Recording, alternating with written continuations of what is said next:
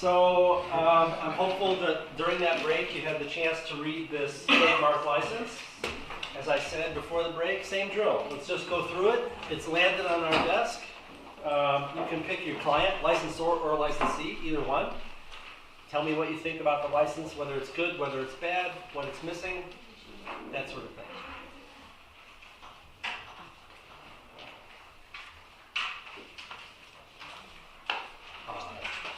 You're just starting to read it now?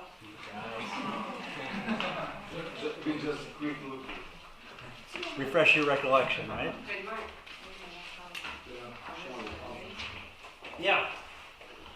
The first thing that came to my mind when I read it was the B section. The licensee have no right whatsoever to use any of the license remarks in full or in part or in connection with the part, because it is limited to recognition, broadcast, rebroadcasting, but it gives you a license to do specific child scam. Yep. Maybe it will be advertised or it will go to I'm not sure how they will manage it, but I think that this is like a very huge limitation to the licensee. The prohibition on merchandise? Yeah. Okay. And you could see how in a child's camp they might have T-shirts. Yeah, right. T-shirts for the kids, caps, whatever. Yeah. Balloons, something. Okay. So I think that's a good comment. I think in this situation, it's probably the case that the licensor, separate from this transaction, sells merchandise. Yeah. So they don't want a competitor with merchandise. But if I were the licensee, I would go back and I would say, okay, yes, but We can do this. for kids, for the shirts, for the kids, for the hats, and I would be very specific about what I wanted to do, and I would try and get the right. And I would think that I could, right? That's reasonable. Okay. What else?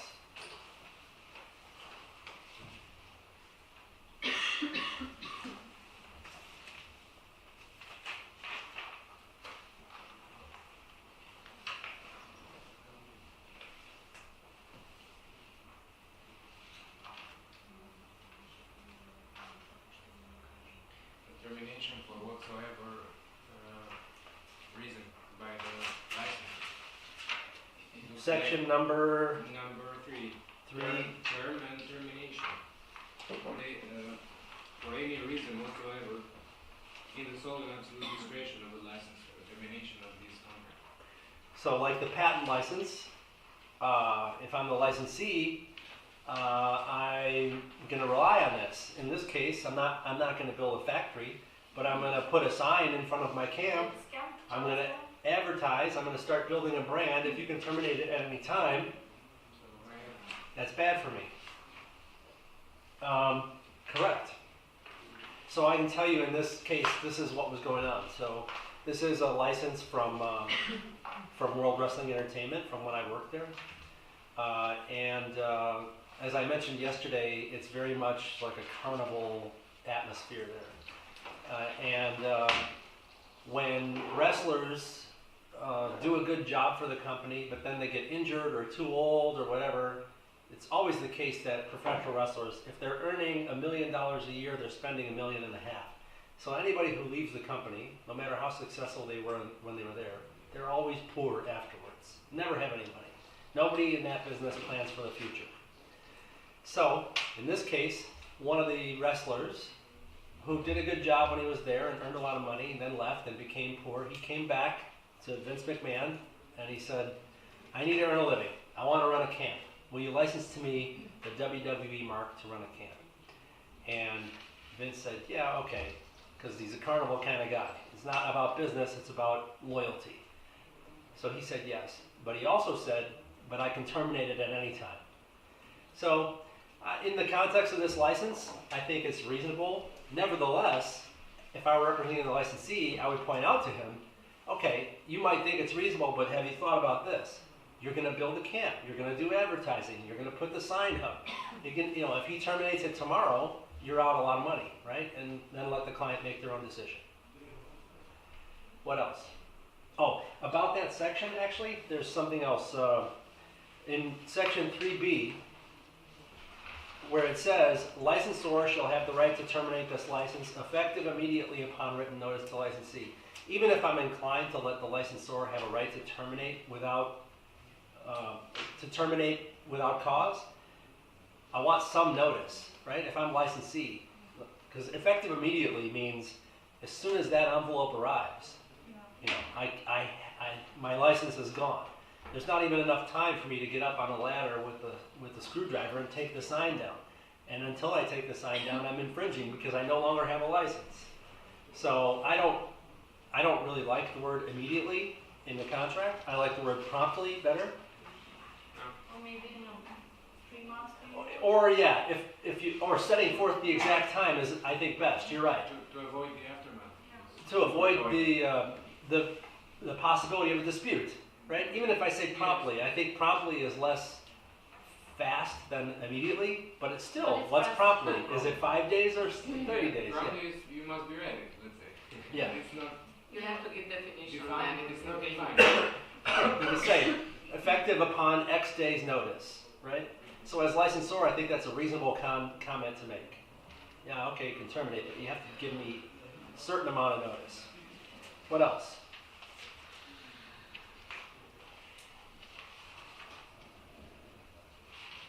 Looks like it was drafted from the licensor. It's very favorable to the licensor. Right, but given what the fact pattern I told you, it's just a guy, a down and out wrestler coming to a $1 billion New York Stock Exchange company and wanting a trademark license to the most valuable trademark, of course, and I drafted this, and Vince came to me and said, all right, I'm going to agree to this, but I don't want to lose anything, so I drafted it to be very favorable to the licensor. What else?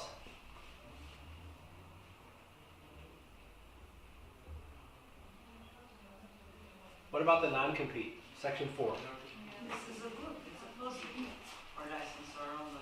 Yeah, but what about licensee? Anytime. What about licensee? Even if, again, I have no leverage, I'm just a down and out wrestler, or I'm representing the down and out wrestler. I don't have any leverage, but I still might take issue with this clause for some reason. What would I try and do? What would you try and change?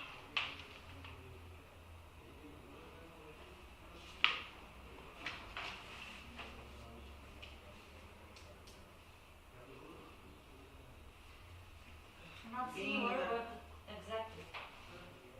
Well, I think you're on the right track. I think similar, particularly given the fact that it's a big scope, right? It's vague. What's similar? I mean, it's a non-compete.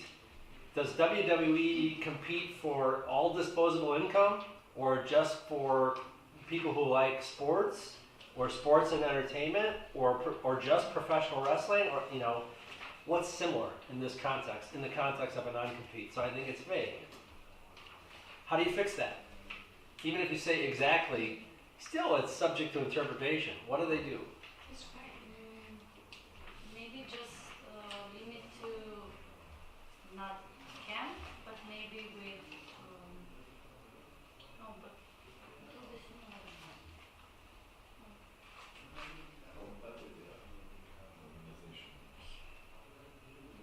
With a competitive organization, not the same. And not with anybody. So as a licensee, this says, you're allowing me to use your mark with my camp. If you terminate it, I can't have any other mark, not even, Pampers diapers, Yeah. Flintstone cereal. Why? Okay, I can understand, I won't get another sponsor that's your direct competitor. And maybe because you're WWE, we can even list them. Because I don't know that you have any competitors, right? Or maybe you don't want me to do UFC, or maybe you don't want me to do boxing, but let's get more specific. Because as a licensee, I don't mind not having any leverage, but I mind not being able to tell what it is I can and can't do.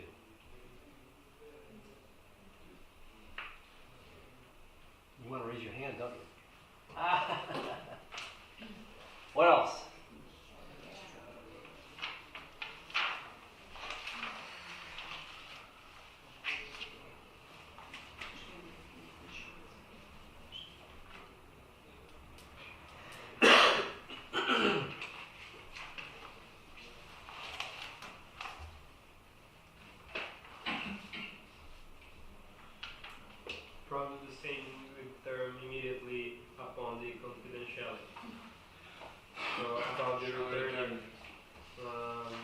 Immediately. Yeah. immediately. Yeah. I think, let me just reread this quickly. So yeah, it says immediately, which is another problem.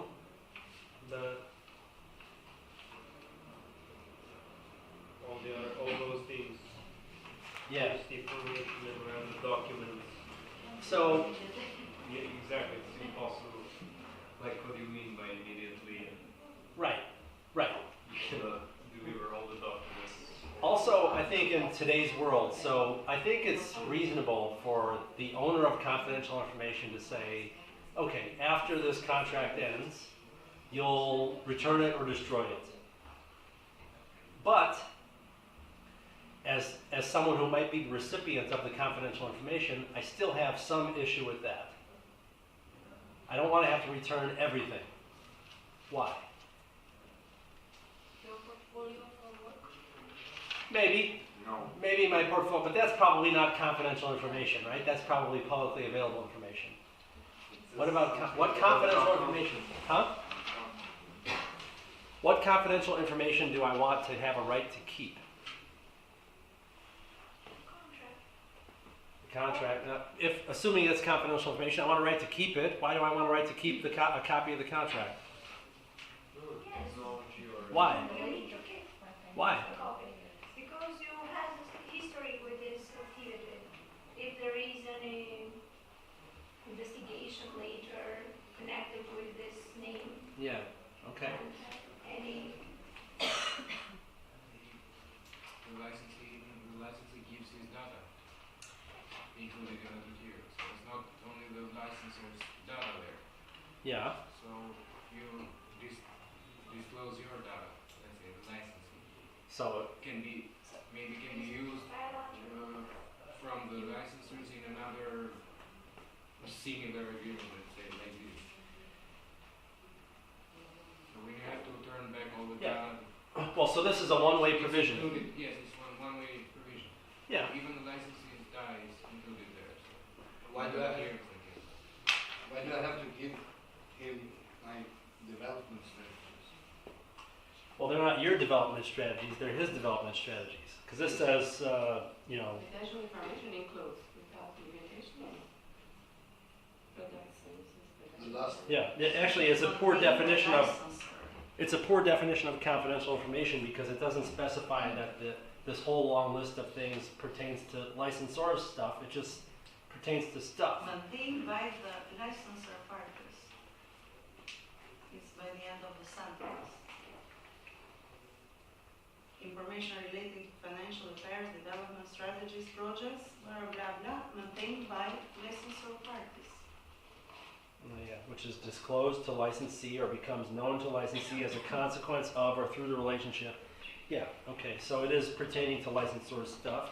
So I guess one issue is, what if my confidential information becomes mixed with yours, right? And why should I have to return it to you? Okay, fair enough. Why else do I want to keep some confidential information? Even if I have to return, destroy, not use forever, what do I want to keep? Let's say I have your confidential information. Let's say it's your source code. It's software source code and financial data. One time they will be that thing will become unconfidential for some time. Maybe I want it to expire. Is that what you're saying? Maybe I want the obligation to expire. Okay, but still, even if the obligation expires, what licensor is asking, or what the discloser is asking for here is, you'll return it or destroy it, right? What do I want to keep? Information or documents that I might need for a possible litigation. There you go. I want to keep one copy of confidential information because you might sue me for having disclosed confidential information. I shouldn't be deprived of the proof I need. I never even had that. Here's what I had. So if I have to return it all to you or destroy it, I'm depriving myself of evidence I need, right? So it's always reasonable, I think, to ask for an exception to this obligation to return or destroy. I want to keep one archival copy. And in today's world, I think it's also reasonable, in fact, it's a necessity from a contract perspective, although maybe in practice I'm overreacting. But let's say you get confidential information from a disclosure, what do you do with it? It's on your computer, right? What happens to your computer every night? Or what should happen to your computer every night? Recharge. Aside from recharge, The cap. you back it up, right? What happens to the backup? That Goes contains to the confidential server. information. It Yeah. goes to a server. Where's the server? Security issues. You can't possibly, in today's world, you can't possibly destroy all copies because you're making copies and, you know, my personal repository is Dropbox, right? Wow. My law firm repository is called SecuraSync. I have no idea how many copies of what I have they make. I have no idea where they keep them. I don't know how long they keep them or they destroy them. But if I have a contractual obligation to destroy all copies, I'm surely going to be in breach. Now maybe nobody ever cares, right? They'd have to think about it. They'd have to be mad at me. They'd have to want to pursue me. But they could sue me for breach because there's no way I can destroy all copies. So I think it's reasonable to say, okay, I'll destroy all copies except I want to keep one archival copy for evidentiary purposes, and I don't have to destroy any copy that's made in some backup tape somewhere. Okay?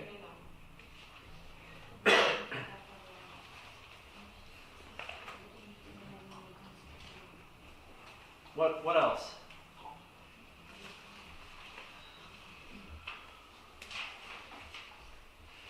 The number of people that should get indemnified by the licensee is too vast. It's not only the licensor, but all what is related to the licensor. Okay. All Licensee shall- subsidiaries, affiliates, or Okay. And why do you think that's too broad? If officers, directors, shareholders, employees, advertisers. if I have an obligation, so let's go back to the child's camp, and let's say, you know, Representatives from any and all claims, suits, liabilities, judgment, penalties, lawsuits, or I don't know. it's very Or broad. security is very. But if I have an obligation to indemnify you, you're WWE, if I have an obligation to indemnify you, and it happens to be that whatever gave rise to the problem, somebody sues you, and they sue your CEO and your vice president and your shareholders individually, should I have to indemnify you, but they're all on their own? That, you know, your employees have to hire their own lawyers? Huh? They are not part of the agreement Eh? because you have an agreement with the licensor, so you cannot go beyond that part of it. Say. I think that's a fair point, but If there is an infringement or something else or reveal of private data and something like that, these persons are entitled by themselves to sue you or to. Okay. I think that's fair enough, but I also think that in practice, here's what would happen. If we eliminated that whole list and it said, I'll indemnify WWE, but nobody else, then what's going to happen in practice is if a shareholder or an officer or director of the company gets sued, well, they won't have a direct right of indemnity from me, but they'll just sue WWE, which will have a right of indemnity against me, so I'm going to wind up taking care of them anyway. In practice, I think I'm on the hook for those people no matter what. So I don't know that I'd fight over that point, but I think it's a fair one, particularly because you said, I don't have a contract with these people. That's reasonable. But either way, I think I'm on the hook. If those people get sued, it's going to be my problem. What else? It seems to me or this contract doesn't have a price. Or is it the others? A. It doesn't have a price, that's correct. And in the context I gave, Terms, conditions, but not. and in the context I gave, in reality, it didn't have a price. No money changed hands. Remember I said it was just an out-of-luck wrestler who came back to the company and said, can I use the trademark? And Vince McMahon said yes, and he didn't even want any money for it. So he let them use the trademark for free, which is why it's so one-sided, right? I'll let you use my valuable trademark for free, but I can terminate it at any time. You'll indemnify me. You'll keep everything So what confidential. are we looking for? If there is no price, if there is no money, you No can fun, do really that's what the you want. Good contract. It's not the contract, it's a license. For which? With your license. If I'm the licensee, I have to take, I have to take the bad medicine with the free thing I'm getting. It's a free Yeah, license. and of course, it's good for the licensing also. It doesn't pay anything. Let's see, what else? Anything else? How about section 7B, licensor reservation of rights. Since many of you aren't IP practitioners, you may not know what the standard is in your countries for this type of provision. But I'll tell you the reason it's in here from the US perspective. From the US perspective, if one grants a license to an intellectual property, there are implied rights that go along with it. So I license to you, the copyright to reproduce copies in the United States. There are potentially implied rights that go along with it. Anything that would flow naturally from the grant of that right could also be interpreted to be a part of the license grant, unless you put this section in that says, if I haven't expressly granted to you the right, I hereby reserve it to myself. So this clause, reservation of rights clause, is very common in U.S. IP licenses because you don't, as a licensor, you don't want the implication that you're granting more than you specifically said you're granting.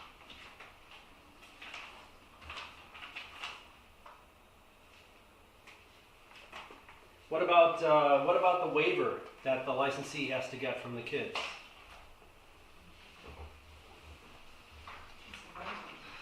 Huh? It's what? Burden, it is the right word. It's a It's important? Is that what you said? I just burden. a burden. Okay. Because for a child now to go in a cabin, I don't know. Who's ever done something that's sort of extreme or dangerous and you sign a release, right? Zip lining, parachuting, rent a moped. In our countries, we never signed for this. You never signed one? You haven't done. I've done zip lining, but when we never signed. Parachuting. Never signed a release. Never signed. That's another difference with the U.S. Every Yeah. race has a statement for Para, there is how do you say? She has done the wheel. Sliding, paragliding. And you don't sign. And people are damaged, are harmed at the end. But outside the United States, people don't sue and receive damages like they do in the United States, right? Yeah. Well, there's the famous story from inside the United States of the person who had the hot cup of coffee from McDonald's and spilled it in their lap and then sued successfully because the coffee was too hot, right? And in the United States, it's possible to get sued for a lot of money by a consumer who was just an idiot, which, damaged themselves, really. So in the United States, I have probably signed in my life 200 or 300 releases of liability from doing something like hang gliding or parachuting or renting a moped or whatever. And that's just a fact of life. So for this agreement, having the child sign a waiver when they arrive at the camp, you put it in the packet, they'll sign it, it's fine. But they're a minor. The child, yes, is minor, so he doesn't understand what is right. Yeah, so not enforceable. Bless him. Again, good parents. Not enforceable unless they hire Joe Bogdan to go down to the courthouse once a year with the whole stack of waivers and all the kids and I say to the say judge. for the license, it's better to pay some money and not to have so many conditions. Because Yeah, but the otherwise licensor doesn't- licensee should go with parents really. Sign a signature for this thing, which is a long procedure. Yeah, but if you're representing the licensee and you say, I think this contract is unfair, my advice to you is to pay some money in order to make it more fair. They're going to say, well, I'm getting it for free. I'm not going to pay Yeah, money. but you have to do a lot of job. Yeah, it's very burdensome, but Okay. that's the context. Anything else about this license? Okay. We'll segue then into a copyright license, which is, I think, shorter again. It starts on page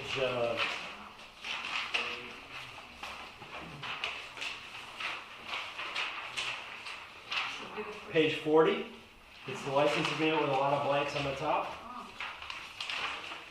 It's just a page and a half. So read it, and we'll go through it again. Same drill. License agreement.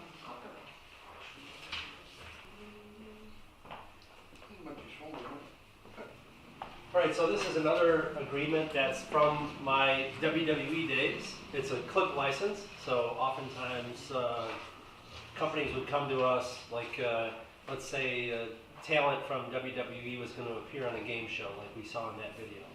And in order to promote the talent's appearance on game show, they'd want to show a clip in their commercials from actual WWE footage. So we would license to them the clip. That's what this document is. So from either perspective, I don't care, licensor or licensee, is it good or bad? Why not? What would you change? What would you address?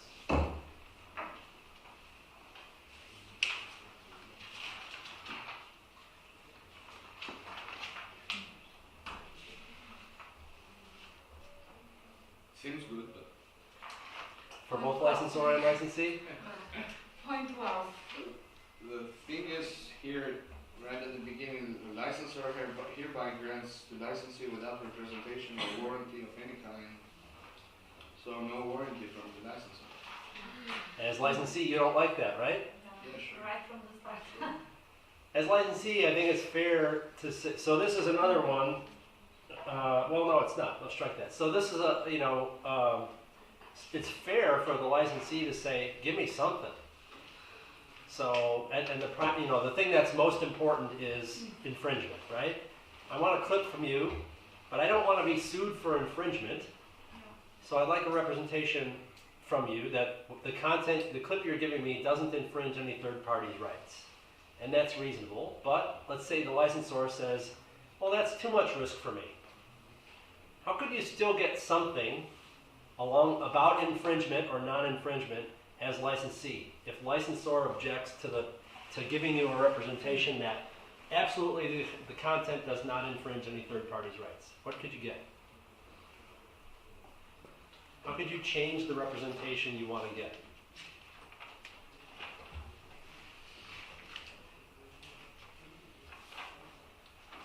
Followed by saying in the text that it's not your fault, that you have been acting based on goodwill. Well, I think you're on the right track, and maybe it's just a language difference. I think the thing to say, if I'm the licensee, okay, licensor, you don't want to give me a representation that the content doesn't infringe. How about, to the best of your knowledge, To the best of my knowledge. it won't infringe, right? It's much softer for the licensor, as long as they don't know. They're not in breach of the rep. And you could even parse that a little bit finer. You could say, licensor hereby represents and warrants to the best of its knowledge after due investigation, right? So you put on the licensor, like, okay, you have to actually think about it a little bit, and then if after you've thought about it, you can't think of any way this infringes, you wouldn't be in breach of the rep, even if it does infringe. So it's a way to get something from the licensor.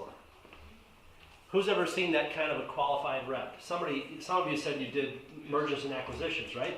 Some reps are absolute. Seller hereby represents and warrants that the company is existing and in good standing. But other reps, seller hereby represents and warrants to the best of its knowledge, no infringement, for example. So it's a way to get something without getting an absolute rep. Okay, what else about this agreement?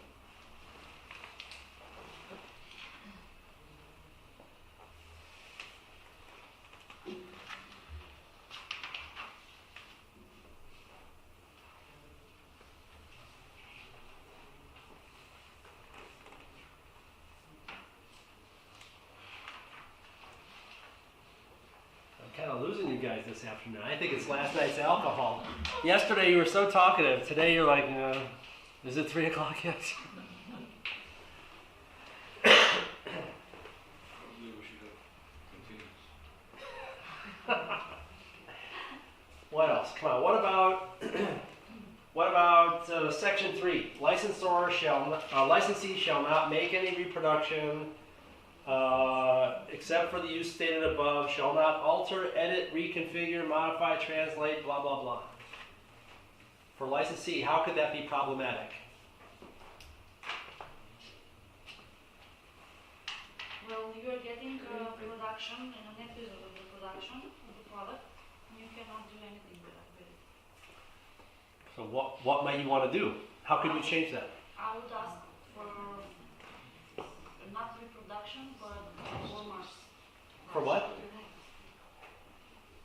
Not reproduction, but what? Not reproduction rights, but I would ask them to give me permission to transmit it, for transmission. Publicly display it. Yeah. If it's going to be in a commercial, I should have the right to publicly display it. And also, you just reminded me of something I meant to mention yesterday. So oftentimes in an intellectual property license, you'll see license to use or license to even the word transmit. Remember, each intellectual property has its own exclusive rights. Like for a copyright, the only rights that the copyright owner can grant are reproduce, distribute, make derivative works, publicly perform, publicly display. So sometimes you'll see a license that says, hereby grants you a license to use, transmit, things that I don't care about that. You don't have the right to stop me from doing that anyway, because the IP owner, the copyright owner, has only 5 rights: use, reproduce, distribute. So, but here you could say, okay, I want the right to publicly perform or publicly display this content because I need that. I'm going to put it in a commercial. Also, it says you won't alter it in any way. Well, what if you give me a 10-second clip and I only want to use 5 seconds of it? You should be able to cut it. So you could modify that language as well so that it allows you to meet your needs but still gives the licensor the protection that the licensor wants.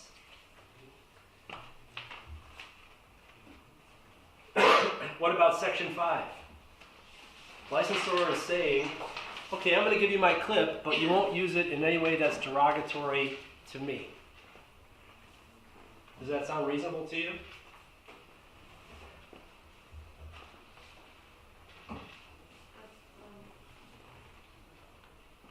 As to any officer, director, subsidiary, how could I know who else you have made the subsidiaries you Yeah, especially in a company as large as WWE, how do I know who your officers are? I produce Family Feud. I don't know who your officers, directors, shareholders. You're a publicly traded company. How do I know, right? So how could you change that? Still give the licensor something, but change it to address that concern. Well, how could you change the language?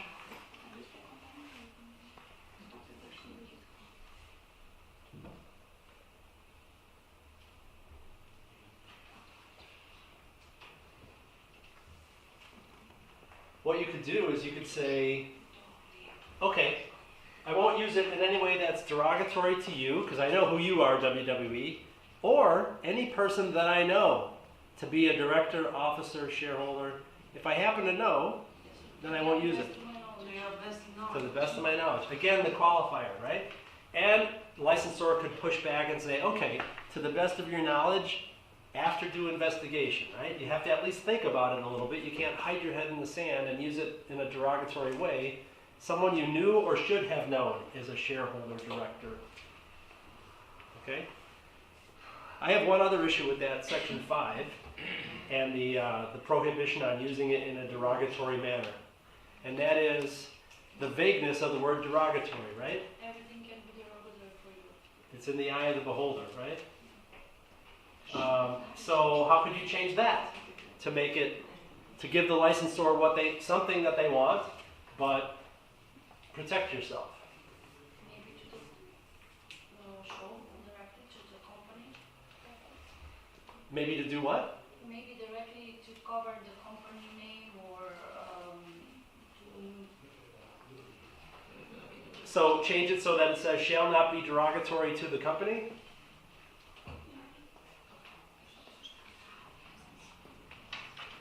To me, what the licensor is getting at is they don't want me to use it in a way that's harmful to them, right? But for me, as the licensee, the use of the word derogatory is too vague. but there are words that we could use that have accepted legal meaning, right? I won't use it in a way that's defamatory. Defamatory has a legal meaning, whereas derogatory does not. I won't use it in a way that is trade libelous to you, that has a legal meaning. Trade libel, not just derogatory.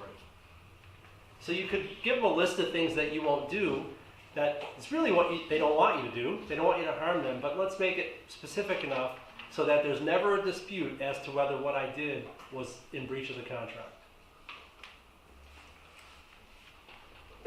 What else? What are you talking about over here? What section? 6. Section 6. What about it? I don't have any notes on that section. What about it? You found something I didn't. No, the fact that licensee use of any name, trademark, trade name, logo of licensor. Now, in the production they are giving to the licensee or the clip. There is nothing of them included? We don't know. This needs a separate agreement if it's like that. Well, maybe, but as a licensee, what you could do is you could qualify this sentence. Except as reflected in the clip itself, I won't use your name, right? Better definition, better writing. Yeah. And maybe it's not included because in section 4 they say that the licensee shall be responsible for music performer rights from the copyright proprietors of such music and such other persons or entities. Yeah. So maybe these are not including the logo, trademark, of the licensor in the clip, let's say. I think those two sections are really about two different things. Section 4 is about music rights, and I think from the licensor's perspective, what they're saying is like, look, I'll give you what I own, but there might be music in this clip. I don't own it. You're gonna have to go to them and get the license from them. Yes, this is a representation licensing made to make Why sure should- that everything is legal and for section. So he takes all necessary authorization, etc. But at 6, I mean, the material itself, this clip or this production, But does shouldn't it hold or shall not hold the trade name or a logo or something that the licensing needs a special approval? Should the licensor provide the authorization for the licensing by third parties, let's say, in section 4? Why Okay. should the licensee go to the third parties when you're taking a clip from the licensor, let's say? Well, I don't know. To me, that's just a business issue. Like somebody's got to go talk to those people who own the music. Should it be licensor or licensee? Somebody's got to go and get their permission. So what this is just shifting the burden. We know that there's music in the clip, and then use it the way we want to use it. Somebody's got to go get permission. Should it be you or should it be me? Once we decide that, it's easy to write.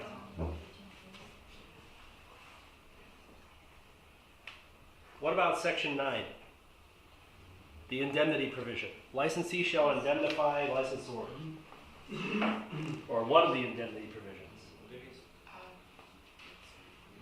First, we should probably make this specification like in section 5 regarding the officers and people, other people, and the best knowledge. The best what? And the best knowledge. Oh, so the best of the knowledge, yeah. First, let's say to limit the who licenses indemnifying. Yeah, okay. Just like we did in section 5, correct. Just like we did in section 5. What else about section 9?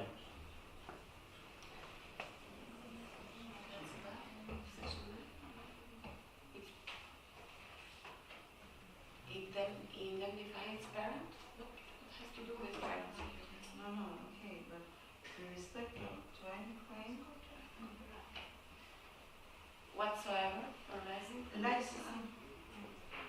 So what this section is saying is, I'm getting a clip from you to use in a commercial, and there's a blank for it, but there's a blank for a fee, so maybe I'm even paying money for this clip, right? And you're not making any representations or warranties to me about it. In fact, you're asking me to indemnify you, licensor, if it turns out that this thing is infringing. Because what this section says is, if any liability arises out of my use of that clip, even the one that you're intending me to use to make of that clip, and you get sued, that's my problem, not your problem. So beyond the licensee not getting any reps from the licensor, it goes even one step further.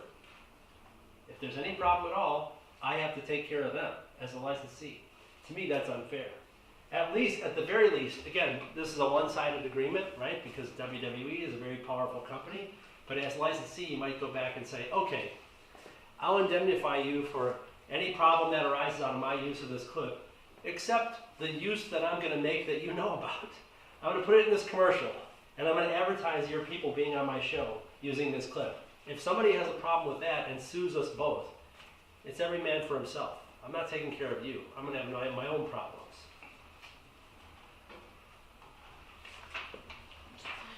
Okay. I don't have any other comments or questions about that. Do you guys? I'm doubtful because you're so quiet this afternoon. Is it okay, this paragraph 12, Professor? Just a question. Paragraph 12, yeah. Oh, that's the reservation of rights again. Remember I said about the last contract, because as the licensor, we don't want there to be any implication that I'm granting anything more than the four corners of this document specifies. I put in that reservation of rights. All right. For point 10 of this contract. What? At point 10. 10, yeah. Yes, it's in contract. What meaning? It's And in this contractual relationship. So It's not. this is a bilateral contract, licensee and licensor, and licensee shall not represent itself. It's not But associated. what It's not joint represent the venture. licensee in this It's a contract? contractual relationship. Yeah, it's a contractual relationship with a license in it. And so this, I don't know that this needs to be in here, but it's a clarifier that basically what the licensor is saying is, licensee, you won't go out and tell people that we have more than we have here. I'm licensing you a clip. You won't go tell them that we're engaged to be married. We're just dating, right? That's basically the clarification. I believe it's necessary to write. Yeah, it's not bad to have, and it only takes a sentence, so why not, right? Unless the client comes to you, and says, make it shorter, you might take that one out. All right. So the next thing we're going to do is we're going to take a break, but on the break, we're going to read the royalty provisions, which are the next several pages, starting at 43. What they are is a collection of royalty provisions from a variety of contracts. So we'll step away from looking at the whole contract. When we come back from the break, we'll talk about royalties in general, their purpose, how they get paid, why they get paid, how they get reported on, and then we'll actually look at some royalty provisions themselves. So 10-minute break, read the royalty provisions, or at least the first few of them on the break. So before we start talking about these provisions, let's talk a little bit about royalties. Royalties, royalty rights, audits, etc.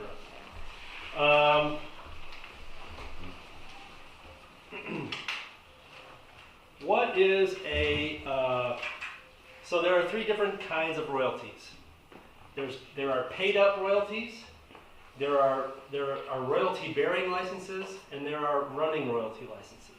Does anybody want to venture a guess as to the difference between them? What's a paid up license? Pay up Paid front. up license, you hold the. You just pay up front and that's it. Pay up front, or no money changes hands. No, the real point is not I've paid up front, but I don't have to pay anything in the future. Either I paid up front or I never have to pay money. That's a paid up license. Okay.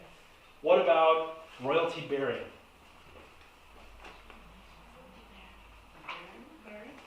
Royalty bearing license. Come in.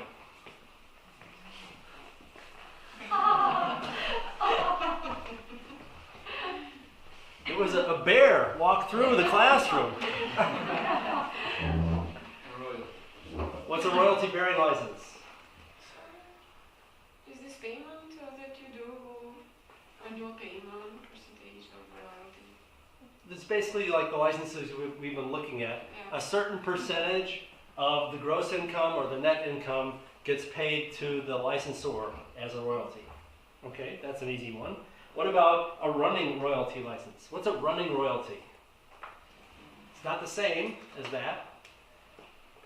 A running royalty is basically a flat fee that gets paid on a periodic basis. So instead of 40% of net profits every calendar quarter, $400 every calendar quarter.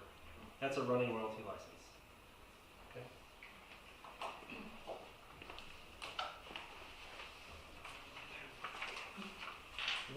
When do you think it would make sense to use a paid up license? So let's say one flat fee at the beginning. When does it make sense? Like pay in front with 30 is the same number. Paying what? Paid up is different. Paid up? Different. Different. It's not- Paid up is flat fee, yeah. When does it make sense to use It that? is or it is not? It is. Paid up? Paid is up, flat fee. right up front, One yes. Right up front. When you license it for a short period. Okay, yeah, short period of time, and we don't really have to worry about quarterly license statements, etc., because it's going to be a short time. We know pretty much, okay, give me $1,000, you have your license. Okay, what else? When else would it make sense to use a paid up license? Huh? When you take it for one time, For one time? for Maybe just example, one like event. the licenses of the software, buy the software. This is not. Oh, like from like I license Microsoft Word from Microsoft. I pay one time. Is that what you're saying? Yeah. Okay. For example, if I'm not going to be further exploiting it, I'm getting a license to use the intellectual property myself. Although now even Microsoft is getting away from that. Used to be the case that as consumers we could buy consumer software, off-the-shelf software, and pay a license fee one time, and then it would reside on our computer. Now everything's in the cloud, right? So I have Microsoft Office online, and they charge me, instead of $300 one time, and then as long as I can get life out of that software, I can use it. No, now they charge me $12 a month because the recurring revenue is good for them. They know that I'll never think to shut it off. It's just $12, $12, $12 for the rest of my life. So, but you're right. If it's a one-shot deal where I'm not going to be exploiting it in the future, I'm just using it myself, maybe flat fee, paid up license, correct? Because that is what we get from, what we used to get anyway from Microsoft, yeah. Maybe trademarks, like Flintstones you buy and then you put on cereals and that's it. And you can, maybe, I'm not sure. Well, I think the Flintstones is a decent example because one of the other reasons to use a paid up license is when you pretty much know what the royalties would be. So with a known trademark like the Flintstones, especially if I've been selling Flintstones vitamins under that license for 5 years, yeah, we pretty much know how many I'm going to sell and what I'm going to owe you. So we might just agree that, okay, instead of paying me $1 million a quarter around that, because we know what the royalties would be, just pay me, $3.8 million up front. A little bit of a discount because you're paying in advance. Yeah, okay. If the royalty stream would be predictable, we can use a paid up license. Yeah. I'm not sure if it applies, but for example, in our country, when they couldn't collect the royalties from a wedding, for example, for the authors, for the performers, they put it in the agreement that I, as a guest, I'm the one that having the wedding, made an agreement with the venue. We put in the seats, how many guests would go, that is like for the use of the music. Mm-hmm. And depending on how many people, like for Right. attending, that there could be something like a license fee for the use of the music for the venue. So that too it's because it's easy to calculate, right? The venue probably has a license over all the events that happen there, which is calculated based on actual usage, and they've just figured out a formula for each wedding guest who comes in. Okay, if you're going to have so many seats and your event is going to be 3 hours long, then your paid up royalty should be this. It makes sense in that context too, right? I can think of one other place, 2 other reasons a paid up license might make sense. One might be if I'm the licensor and I need money now. I need money now.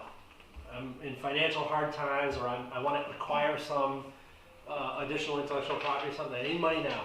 So I know that you're going to be generating revenue all next year on this license, but since I need money now, Write me one check and you don't have to worry about paying me again. That would be another reason to use a paid-up license. And also when, as the licensor, I don't want to have an administrative burden. Remember we talked about, well, if I have a licensee out there, if they're paying me a royalty, then I have to worry about, are they reporting to me as they should? Are the reports accurate? What's the risk of them going bankrupt while they have my money? So I might choose to give a paid up license, i.e. in exchange for a lump sum now, so I don't have to worry about that. I don't want to have to chase you for the money.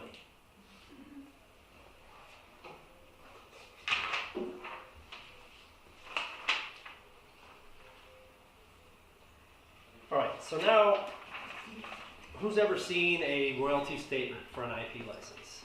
Not many IP practitioners in the room, so maybe nobody. But let's say you're entitled to, you're a licensor, you're entitled to royalties from a license of your intellectual property, and the contract says every calendar quarter you'll get a check along with a statement that shows you how much royalties. What do you want to see in that statement? The annual turnover, the revenues. The revenues, okay. What else?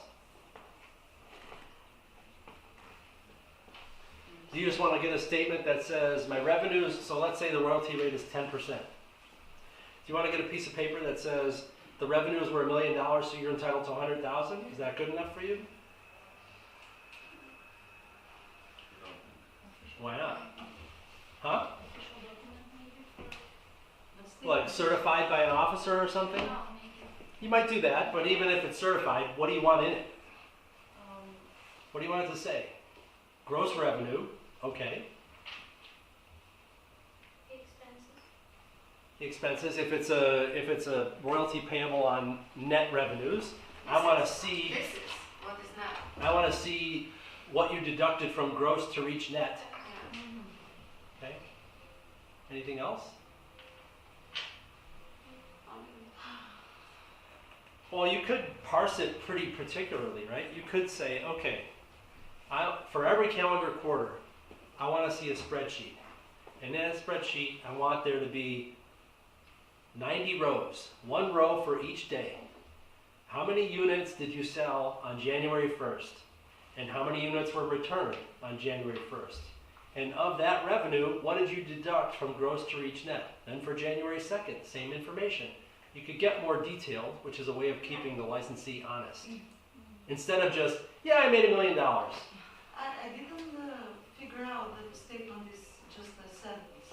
I thought a statement, like in my opinion, was exactly this, explaining in detail the movements, and by the end have a thought of things. Okay. But not just a statement that I did make. Sorry, I misunderstood. For this I was saying, what can have more than detailed transactions each day of the month?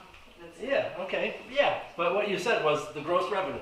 But we need more than that. To see the total, but describe in detail what happened. Yes, for sure. Yeah, absolutely. And not just as total, no. yeah. On this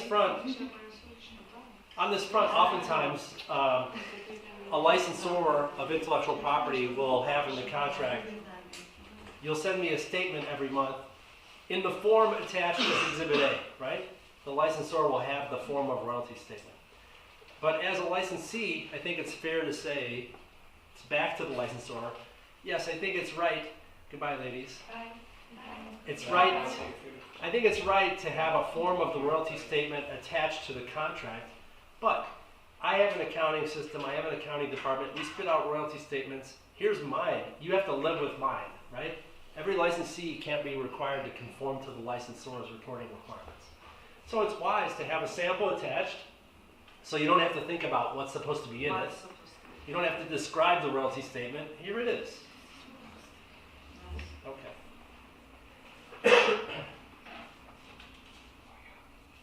All right. Before we talk about the royalty provisions that we have as samples, let's talk about audit rights for a second. So if I'm a licensor, I've licensed to you my IP, you're going to send me a statement every month, and I want a way to verify that that statement is true, right? So my contract says, I will have the right to audit your books and records to verify the accuracy of any royalty statement. Seems fair, right? As licensee, you can protect yourself against abuses of that clause by doing what? If you're the licensee and I send you a contract that says, I can audit your books and records, what do you want to do? How do you want to respond? I will bring it to you. Okay, I'll bring it to you, not at my business premises, or some Yeah. third I party. will provide to you every month this report. Check it, Oh, so no audit right. check it under my You don't want them to have any right to be able to verify whether what's in that report is true or false. Yeah, but then it's But maybe. since I say that this is true. And we know that you're very trustworthy, but Oh, come on. in God we trust. All others must pay cash. I trust her. That's the alcohol talking. So, What do you want to do with the royalties? Let's say the licensor wants the right to audit your books. How can you protect yourself? Under my supervision. Okay, under my supervision. So you do want it at your. Can you just check the numbers that come from the license? These So I are- can- There is confidential. These are confidential information, I so don't you have to reveal it. disclose it to One me. at a time, yeah. And you can only you can only look at my books. Alcohol is. Yeah, you can only look at my books to the extent to which they're relevant to the royalty statement. Number one. Number two, everything you learn is confidential information. What else? Enough. Huh? No more. There's more. What else could you do? Number one, or one more, is okay. You can audit my books, but it can't be you or your employees. I don't know who the hell they are. A third It's got to be a an third audit. party auditing firm. Like Anderson, Ernst & Young or some. They are not anymore. Well, I don't know. PwC, for example. Yeah, PETA. It's got to be a certified public accounting firm that comes and audits my books because I know they'll do it professionally. Okay? And they can't be engaged on a contingency fee basis, right? They can't be rewarded for finding problems or making up problems. like banks in our country especially ask this a third party to judge on the Right, on the balance books, sheet. yeah. And you have to give me at least 30 days notice. Okay? And you agree that it won't disrupt my business, right? So there are a lot of protections that the licensee can get. I think it's fair for the licensor to say, hey, I want to be able to verify that the statement that the honest lady over here sends me is correct. But the licensee can say, yes, okay, but confidential, 30 days notice, at my business premises, under my supervision, with an independent accounting firm, circumscribe it. And by the way, I've been practicing law for 30 years, and aside from WWE, which regularly audited on a random basis its consumer products licenses, so they had, let's say 300 consumer products licenses out there in the world.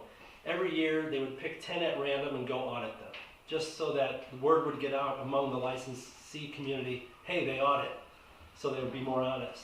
Other than that, I've never seen books and records audited. We argue about this audit right all the time. Nobody ever wants to do it because you have to pay for accountants and you don't know if they're going to get you any money. So I think it's important to do right in a contract, but at the end of the day, a lot of clients don't do it, don't actually do it. All right, let's talk about a few royalty provisions. The first one, I'll explain to you what each is, and then we'll talk about it. I'll give you like a minute to read each one, and then we'll talk about it. The first one is for what's called a shopping arrangement to get a recording deal. So I'm a recording artist. I want you to go and find me a record label. You're like an agent. And if you succeed, I'll give you a percentage of my royalties. So that's what this royalty provision is. Read it, and then we'll talk about it.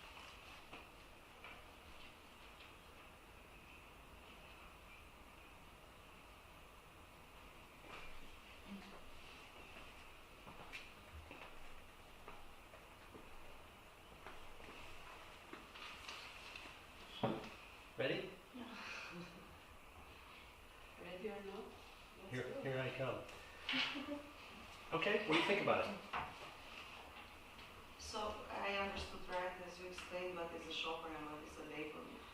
Okay, the shopper is like the position of the agent in the middle. Yeah. So we'll take like a commission. Yeah, Call yeah. it otherwise. But it's not very clear the phrase to me from time to time.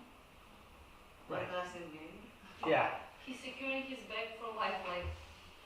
And still again Yeah. the issue of Wait, from time, so let's talk about from time to time. So, from time to time basically means that the artist would really never be in breach, right? Artists could always claim from time to time, I'm going to pay you. I just haven't, it's not time yet, right? 2 years from now, 3 years from now, the artist could still claim, yeah, I'm going to pay you, it's not time yet. So you need to be more specific on that, right? Okay, what's your next one? And still the issue of net retail sales. Net retail sales, right? What we discuss all the time here, that never clear what they deduct from Is the net. gross. Yeah. What is that? So one interesting thing about this is this contract, and it's common of contracts like this for shoppers or agents, the royalties payable here depends on another contract, right? The recording artist is going to go get a record deal and get paid royalties on that deal, and I get a portion of that. I get my commission on that. Based on that deal. Right. So it's a little bit hard to describe what I get paid on because that contract doesn't yet exist at the time we signed this one. But the way we could easily deal with it is say, I don't care about net sales and reductions and additions. You're going to get money. I get 5% of what you get. Whatever you get. Yeah. Well, maybe to provide when the recording agreement will be done, should be attached to this contract. Yeah, but even that's fine. But at the time we're negotiating this contract, we still can't describe the recording contract because it doesn't yet exist, right? When it will exist, will be part of this contract. Yeah. But you have to do it before. Yeah. I mean, when it doesn't exist. Right.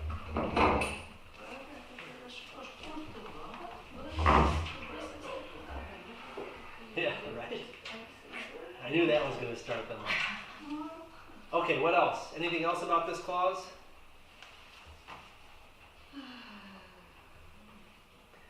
The one thing. Go ahead. Yeah. Go on. Sorry. We have almost the last sentence. Notwithstanding the foregoing, payments to chauffeur shall otherwise be reduced, computed, or determined in the same manner or in the same term as is the royalty payable to artists in respect of such same. I lost it. Yeah. I lost Yeah. It's very huge, long sentence, but anyway. All reduction in royalties or royalty-based price provided for the recording agreement. Page payment or container charges. Yeah. I don't know what they are. Or container charges. Well, I think this sentence is as confusing as it is, again, because we don't know what that other contract is going to say. So this contract is trying to anticipate what that other contract is going to say, and I think that's unnecessary. We can just say, you're going to get money. I get X% of whatever you get. If they reduce for something, well, you're going to get less, and I'll get less. So the fact to determine the percentage on everything you get, whatever you get, Yeah. it resolve everything.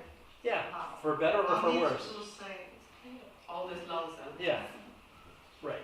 I think one thing about the entertainment industry is that they use contracts that are very, very old, right? People in the entertainment industry, lawyers included, are generally lazy.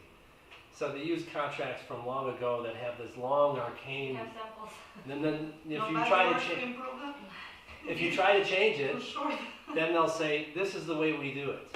This is the way it's done. I've been doing this for 30 years, and this is the way I've always done it, as though that somehow makes it right. It's something still that I don't like when the bar says it to me. Yeah. From the moment it's the letter and confirmed, everything can change. Right, right, From the moment that before signing it's still a draft, everything can change. right. All right, let's look at the next one. This is from a like a personal appearance agreement. So this is probably from a WWE contract where the talent was going to appear on some television show and get a percentage of the royalty, of the revenue generated by that show. I'm going to personally appear and I'm going to get some money. We should get some money from the picture. Who is principal in this It case? goes Huh? sponsors on Facebook. Principal is the person who should get paid? Principal here, No, principal is the one paying the money. the one who is paying. Yeah, Television media. yeah, the television producer. So take a minute to read it, and then we'll talk about it.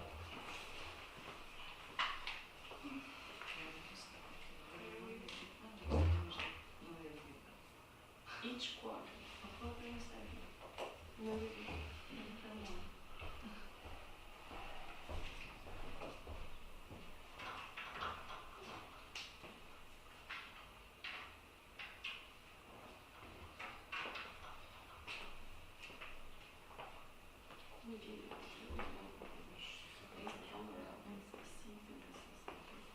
This is confusing. It's confusing. All right, so it's short enough. We can start talking about it. What about it? What's confusing about it? From A to Z. It doesn't mean every So short is clear. That's right. Shorter is not always better. So, If you read it, you're gonna, you lose yourself between sentences. There's only one sentence, right? Yeah, one sentence. or- Within 90 days following the end of each quarter, based upon royalties received and processed by principal in the previous quarter, together with payment of royalty, if any, earned by you hereunder during such quarter annual period. And so And or by the time you calculate quarters, Yeah. it's been 2 years. It's not right, the 90 days following the end of each quarter. All right. If royalties are earned on January 1, 2019, when are they paid? After 6 months. After 3 months. They're paid on April 1st? That would be after 3 months. After maximum after 6 9 months. days after 6 Yeah. months. After 6 Because months. they say 90 days following the end of the quarter. Right. Yeah. So this calendar quarter has to end on March 31st, and then by the end of the next calendar quarter, they have to pay the royalties by June 30th. Yes. So there's as much as a 6-month lag time between the generation of the royalties and the payment to me.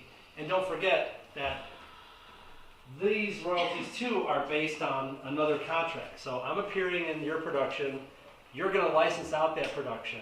So probably your contract has a provision like this. So you're going to license it out. If it's January, if it's ultimately used on January 1, 2019, then within 3 months of the end of that quarter, you have to get paid. Then within 3 months of the end of that quarter, I get paid. So it could be 9 months from the time the content is actually used. So based upon the royalties received and presented by principal in the previous quarter, which would be the previous quarter now? Right. Nothing is clear. You got me? How much did The 1st are of they October. going to pay? How much? Well, yeah. So this doesn't. I mean, we're only cutting little pieces out, right? This doesn't have anything about how much it is, what percentage, whether it's gross or net. But that's probably somewhere else that we're not seeing.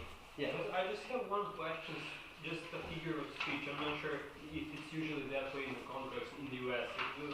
Does this shall prepare, is that like as it should be in the contract? Because, for example, in our legal system it will must or will. But Yeah. shall is Like, too strong. Shall. No. It's So- not like must. It's way. It's not like will. Must is That's more why I'm strong. In asking. contract they use it shall. Yeah? Yeah, that's why I'm asking. Like, is it a figure of speech? But because I'm not. You are not disclosing. Maybe Zero not. forbidden. I am waiting for the conversation to stop. Because I know that this is a topic about which people get passionate, right?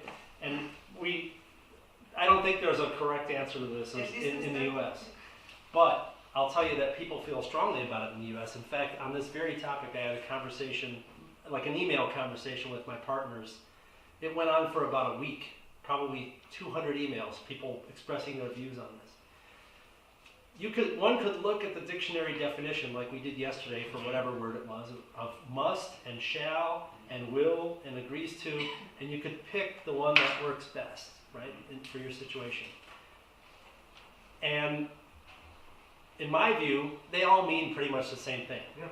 You will do it. It's an affirmative obligation to do something. So to me, it doesn't really matter which one you use, but once you pick one for a given contract, use only that one. Because if in a single contract you say shall here and will here and must there, It's confusing. Create. you give the, again, I come back to the creative litigator. What's the creative litigator going to do against me when we're litigating over that contract? They're going to find a way to try and argue, I didn't mean what I wrote, right? And they're going to say, well, you said shall here and will there. You must have meant two different things, like one is stronger than the other. Too And much space for interpretation. yeah, so to me, Yeah, I was just Yeah. not familiar, I was just curious about that part. yeah, I think in the U.S. mostly people don't use must. You said in your country they use Yeah. must. People don't use must. They use either shall or will. But most lawyers, I would say, in a single contract they'll say shall, will, must, agrees to. I never do that in the contracts I draft. Now sometimes I'm responding to what somebody else has drafted. I don't bother to fix it because they just think I'm an asshole. Right? You know, I'm going to fix all these. If shall, it should say will.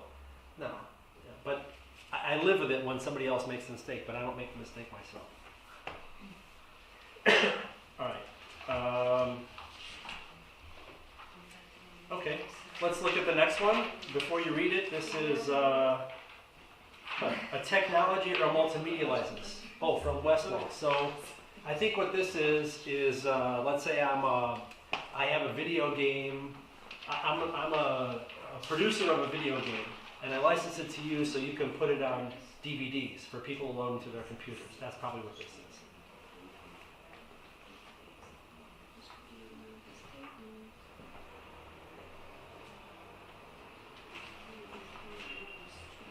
This is more clear. Oh, sorry. Excuse me. Because it's very short.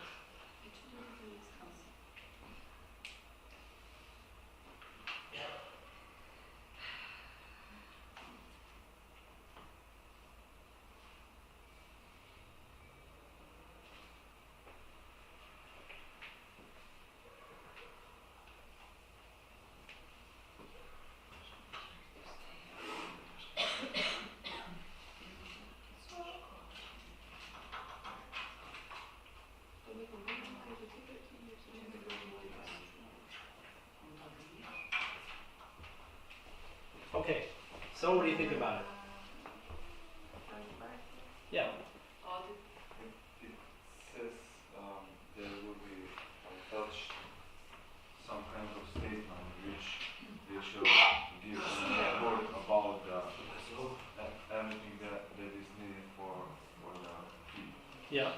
So this is a little bit clearer than all the others. It is clear. Yeah, it's what we talked about before. Like, all right, let's not talk about what should be in it. Let's just attach it. This one actually does both. It says it's going to look like the attachment and it will have all this stuff in it. To me, that's dangerous, right? You should just attach the sample and not, this is it. You can see what's in it. I don't have to also describe it for you. The times So it's are okay. not long. It's Yeah, well, I would cut out, so it says, It depends. it says it'll be in the form, it says in the form acceptable to talent, not in the form attached. I would say attach it. Why describe what should be in it? Let's just do one now. You're going to have to create one for me in 3 months anyway. Just create it now, let's attach it, and everybody will be happy. What else? The deadline is fair enough. I think 20 days, it's not a long time. Yeah, 30 days, fine, or Just remain the issue still maybe of how true the information is. yeah, so this, again, it's an excerpt. We don't know, maybe there was an audit provision in here that we're not looking at. We're just focused on this one section now, but what about this one section? What about, it has to be certified as accurate by an authorized officer of licensee. I think that's, Every Fair. month, this is a burden. it's a burden, right? Especially for a big company, because while a lot of companies have a lot of people called vice president or something, from a corporate governance perspective, Microsoft has one chief executive officer, one chief financial officer, and one corporate secretary. So, depending on who the licensee is, getting a certification from an officer might be a huge burden. For this little license, I gotta go and I gotta bother Bill Gates or whoever's the CEO of Microsoft now. Corporate officer has a very specific meaning in corporate law. It's not everybody who has some kind of title on their door. No, it's what the articles of You incorporation. can provide to do a total of it once per year. So in order to make a reconfirmation of all statements. What's that? What do you have to do once a year? This thing that maybe it's a burden to do it every month, but once per year Oh, I okay. do it. So I have the chance to Okay, fair enough. reconsideration, and maybe I see there is something wrong. Okay, fair enough. Maybe That's it. As a But license, once per year, why not? as a licensor, you might say, okay, you don't have to have an officer certify Yeah. every statement, but once a year, okay, Because once per year they do it. maybe, For all the For all their statements books. that we have. close the year, financial year. maybe, okay, fair enough. What else about this section? Do you have any copyright here? What about the last part? What about the last part where it says statements shall be furnished regardless of whether any products were sold or any royalty was due? Where is this? Maybe we don't have the same text. From the technology or multimedia license? We don't have a same. Sorry, You don't? Oh, okay. We're Because still we were wireless. on the wireless contract. We were here, I think. We were Oh, shit. I wireless. skipped over it. At 45 page. Okay. Oh, so this does say We're Florida talking Tech. about paper wire. All right. Sorry, it's late. Go to the next one. They're not paying attention, okay? You were on the right one, right? Yeah. He's getting the A in the course, and this was decided already. All right. It is getting late. Let's do one more. Let's do this one from a technology or multimedia license. Okay. Excuse me, will we have some time by the end for a general Yeah. discussion? Okay. We'll do this. Okay. One more royalty provision, then we'll. No, just a moment.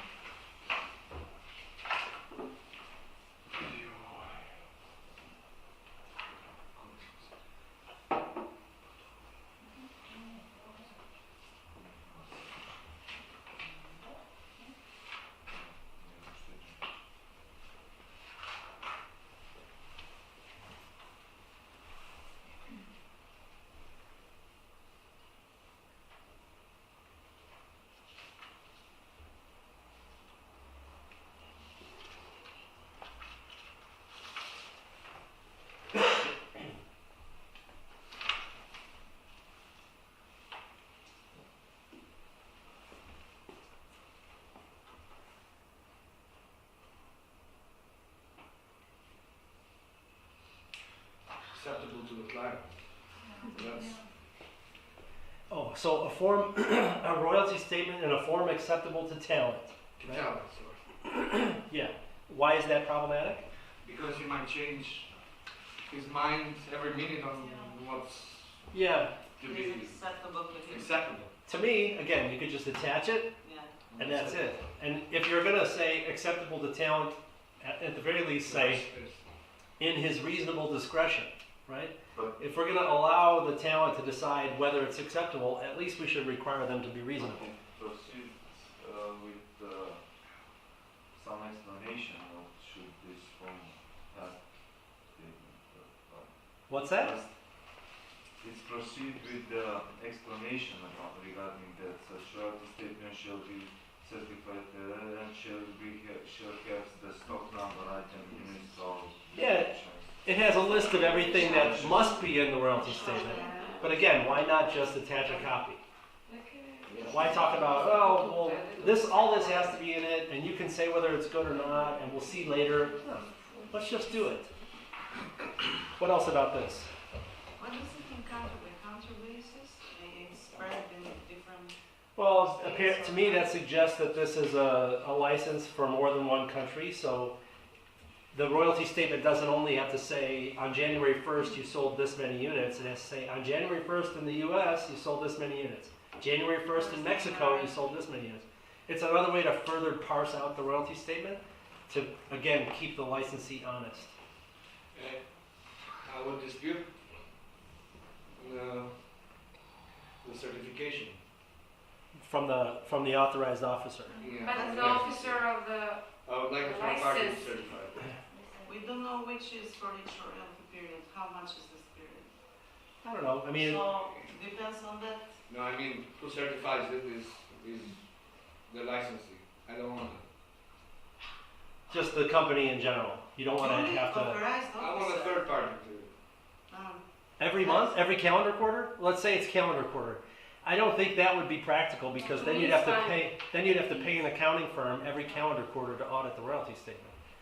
I'd say the fairer solution is we don't have to certify it. I'll give you a royalty statement and you can audit me every once in a while. And if you find I was dishonest, I'll pay what I owe and I'll pay the cost of the audit. Yeah. What do you guys think about this last sentence? Such statements shall be furnished to talent regardless of whether any products were sold or whether any royalty was actually paid. What about that? What's the purpose of that clause? Transparency Transfer. Yeah. from one part to another, even if it doesn't, if it won't be paid. Yeah, so I think if this clause isn't in here and talent stops getting royalty statements, talent could come to two conclusions. There must not be any royalties because I didn't get a statement, or they must have forgot. You know, they owe me money but they didn't report. So if you require a royalty statement, even if there's a zero balance, at least I get a statement every month. I know you haven't fallen asleep over there. You remember I'm here. And sure, I don't get anything, but at least you confirm I don't get anything. Okay. Let's stop with the royalty provisions. I know it's late and it's warm. Let's talk about generally. I guess. General discussion. I guess we move on. It's still to do with all this, maybe I'm a little curious, where is it going to see so many kind of licenses of royalties? Oh, these provisions? Why did I cut these out? I don't know. See what, I think we because may underline something in general. I think I decided to cut out just royalty provisions and talk about them because, let's face it, our clients are really most concerned with the money, and there is no standard way to talk about royalties. So you see all sorts of different royalty provisions in different contracts. But we can make something out of it in common, let's say. Yeah.